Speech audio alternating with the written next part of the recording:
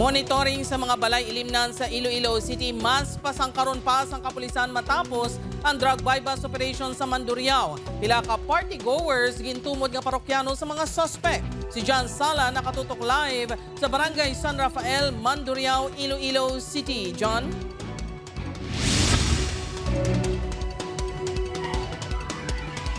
Jerd, mas pasangkaron pa sa kapulisan kag sang Task Force on Morals and Values Formation ang monitoring sa pila ka mga balay ilimnan diri sa distrito sa Mandurriao. Arestado ang maglibing partner kasabay alias Yvonne, 53 anyos ang barangay Banago, Bacolod City, kag alias Adonis, 47 anyos ang Buena Vista Guimaras sa ginkasang operasyon kontra droga kagabi sa barangay San Rafael, Mandurriao, Iloilo City. Nakuha sa ilang 4 ka sachet ang suspected siya mga nagabalor sa masobra 27,000 pesos. Sa monitoring sa Iloilo City Police Station 10, luwas sa pila ka mga construction workers, parokyano Manila ang pila ka mga party goers.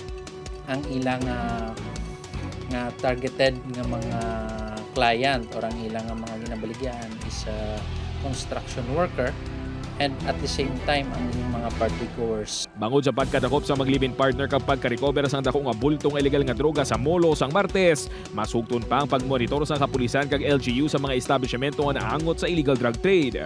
Closely coordinated na subong sa atong mga kapulisan. Ilabi nagidira sa atong nga nightlife capital sa siyudad naton, ang distrito sa Mandurriao. Liwat naman niya ginpaandaman sang task force kag kapulisan ng mga bar owners nga wala nagatuman sa ilang kasugtanan nga mag-upod sa kampanya kontra droga. Kung may mamuni nga mga kaso, ipasirahan sila agad na kung mga multa. At the same time, may mga kaso niyang i-file sa ila. Basta nga na-validate namon maayo nga may mga pareho sina ang mga activities within the bar, immediately nagakandak kami sa anti-illegal drug operation. Gintingon sa news team malabot ang bahin sang Bar Owners Association sa Iloilo City habang wala pa sila sang opisyal nga pahayag.